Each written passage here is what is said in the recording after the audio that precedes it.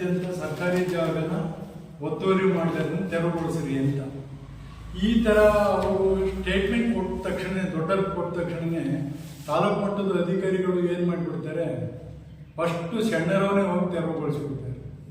20-30-50 ಎಕರೆ ಅಕ್ವೈರಿ ಮಾಡಿದ್ರೆ ತೆರವುಗೊಳಿಸೋದೇ ಇಲ್ಲ. ದಯಮಾಡಿ ಈ ಸರ್ಕಾರದ ಒಂದು ನಿಯಮ ಏನೈತೆ ಅಂದರೆ, ಕೃಷಿ ಕಾರ್ಮಿಕರು ಮತ್ತು ಕೃಷಿಕರು ಭೂಮಿನ ಮಿನಿಮಮ್ ಅಂದರೆ 4 ಎಕರೆ 38 ಗುಂಟೆ ಮಾಡ್ಕೊಳಕ್ಕೆ ಅವ್ರಿಗೆ ಅರ್ಹತೆ ಐತೆ ಅಂತ ಐತಿ. ಅವ್ರು ಮಾಡ್ಕೊಂಡ್ರೆ ಸರ್ಕಾರಿ ಭೂಮಿನ ನಾವು ಮಂಜೂರಾತಿ ಕೊಡ್ತೀವಿ ಅಂತ. ಬಟ್ ಈಗ ಅವರು 57 ಏನೋ ಅರ್ಜಿ ಇರ್ತಾವೆ ಅದ್ರ ಮೇಲೆ.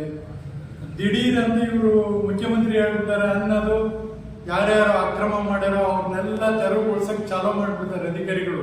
ಹಾಗಾಗಿ ನಮ್ಮ ಸಣ್ಣ ಹಿಡುವಳಿದಾರರ ರೈತರು ಯಾವುದೇ ಕಾರಣಕ್ಕೂ ಅಧಿಕಾರಿಗಳು ಸಣ್ಣನ್ನು ಹೋಗಿ ತೆರವುಗೊಳಿಸೋದಾಗ್ಲಿ ಅಥವಾ ಸಣ್ಣ ರೈತರು ಇದರಿಂದ ಭಯ ಭೀತಿಗೊಂಡು ಈ ತೋಟ ಗಿಟ ಏನೋ ಕಷ್ಟಪಟ್ಟು ಸಾಲ ಮಾಡಿ ಮಾಡ್ಕೊಂಡಿರ್ತಾರೆ, ಅವರು ಭಯಗೊಂಡು ಮತ್ತೆ ಬೇರೆ ರೀತಿ ಪ್ರಾಣ ಹಾನಿ ಮಾಡ್ಕೊಳಕ್ಕೆ ತಯಾರಿ ನಡೆಸ್ತಾರೆ.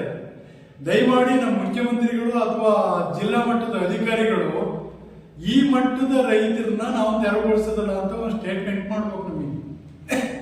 ಇಲ್ಲ ಅಂದ್ಬಿಟ್ರೆ ರೈತರಿಗೆ ಭಾರಿ ಹಿಂಸೆ ಆಗತ್ತೆ. ಸಣ್ಣ ಪಣ್ಣ ಅಧಿಕಾರಿಗಳು ಲೂಟಿಗಳಿರ್ತಾರೆ ಮತ್ತಿದ್ರಾಗ ತೆರವುಗೊಳಿಸೋದ್ರಾಗ. ಈಗ ಜಿಲ್ಲಾಧಿಕಾರಿಗೆ ತಾಕೀತು ಮಾಡಿದವರು ಜಿಲ್ಲಾ ಸಿಇಒ ಮಾಡ್ಯಾರ. ಸಿಇಒ ಅಂದ್ರೆ ಏನಾಗ್ಬಿಡ್ತೈತಿ, ಗ್ರಾಮ ಠಾಣ ಬರ್ತೈತಿ. ಗ್ರಾಮ ಠಾಣದಾಗ ಈಗ ಹಳ್ಳಿ ಜನ ಏನ್ ಮಾಡ್ಕೊಂಡ್ಬಿಟ್ಟಾರೆ ಅಂದ್ರೆ, ನಾವು ಬೇಲಿ ಕಟ್ಟಿದ್ದಷ್ಟು ಗ್ರಾಮ ಠಾಣದಾಗ ನಂದೇ ಜಾಗ ಅಂತ ತಿಳ್ಕೊಂಡಾರೆ. ಆಕ್ಚುಲಿ ಕಾನೂನು ಪ್ರಕಾರ ಅವನಿಗೆ 94cc ಸಿಕ್ಕಿದಂದ್ರೆ 30-40 ಅಷ್ಟೇ ಅವನಿಗಿರೋದು ವ್ಯಾಲ್ಯೂ. ಹಳ್ಳಿಗಾಡ್ನೆ ಒಂದು 40-50 ವ್ಯಾಲ್ಯೂ ಇರ್ತೈತಿ. ಇನ್ನುಳಿಕೆ ಬೇಲಿ ಕಟ್ಟಿದೆಲ್ಲ ನನ್ನಂತ ತಿಳ್ಕೊಂಡಿರ್ತಾರೆ. ರೈತರು ಎಚ್ಚರಗೊಳ್ಬೇಕು. ಅಧಿಕಾರಿ ಸುಮ್ಮನೆ ಬಂದೆಲ್ಲ ವಾಚ್ ಮಾಡ್ತಾ ಇದ್ದಾರೆ. ಈಗ ಸರ್ವೆ ನಂಬರ್ ಆಗಿ ಯಾರ್ಯಾರು ಎಷ್ಟು ಆಕ್ರಮಣ ಮಾಡ್ಯಾರೆ ಅಂತ. ಇವರು ಅಧಿಕಾರಿ ಜೊತೆಗೆ ಒಂದು ಸ್ವಲ್ಪ ಮ್ಯೂಚುವಲ್ ಆಗಿ ಪೊಸಿಷನ್ ಏನೇನು ಅಂತ ರೈತರು ಒಂದು ಸ್ವಲ್ಪ ಇದು ಮಾಡಬೇಕು. ರೈತರಿಗೆ ಸಮಸ್ಯೆ ಬಂದಂಗೆ ಆದರೆ ನಮ್ಮಂತ ರೈತ ಮುಖಂಡರನ್ನು ಭೇಟಿ ಮಾಡಿ ಯಾವ್ದಾದ್ರು ಅಧಿಕಾರಿ ಹ್ಯಾರಸ್ಮೆಂಟ್ ಮಾಡಂಗಿದ್ರೆ ಮುಖ್ಯಮಂತ್ರಿ ಹೇಳಿದ್ದೇನು ತಪ್ಪೇನಲ್ಲ. ಯಾಕಂದ್ರೆ ರಾಜ್ಯಾದ್ಯಂತ ಸರ್ಕಾರಿ ಜಾಗನ 100 ಎಕರೆ ಹೊಡೆದ್ರನ್ನೆಲ್ಲ ಉಳಿಸ್ರಿ ಅಂತ ನಾವೇನು ಹೇಳೋದಿಲ್ಲ. 100 ಎಕರೆ ಹೊಡೆದ್ರನ್ನ ತೆರವುಗೊಳಿಸ್ತೇವೆ, ಅದಕ್ಕೆ ನಮ್ಮ ಅಭ್ಯಂತರ ಇಲ್ಲ, ನಮ್ದು ಬೆಂಬಲ ಐತಿ. ಆದ್ರೆ ಒಬ್ಬ ಸಣ್ಣ ಪಣ್ಣ ರೈತ ಕೂಲಿ ಕಾರ್ಮಿಕ ಅವನಿಗೆ ಭೂಮಿನೇ ಇಲ್ಲ. ಅವ ಅಟ್ಲೀಸ್ಟ್ 1 ಎಕರೆ ಹಕ್ದಾರಿ ಇರ್ತೈತಿ, ಇನ್ನೂ 3-3/4 ಎಕರೆ ಮಾಡ್ಕೊಳಕ್ಕೆ ಅವಕಾಶ ಇರ್ತೈತಿ ಸರ್ಕಾರದಾಗೆ. ಹಂಗಾಗಿ ಅಂತರಿಗೆಲ್ಲ ಅವಕಾಶ ಕೊಡಬೇಕು.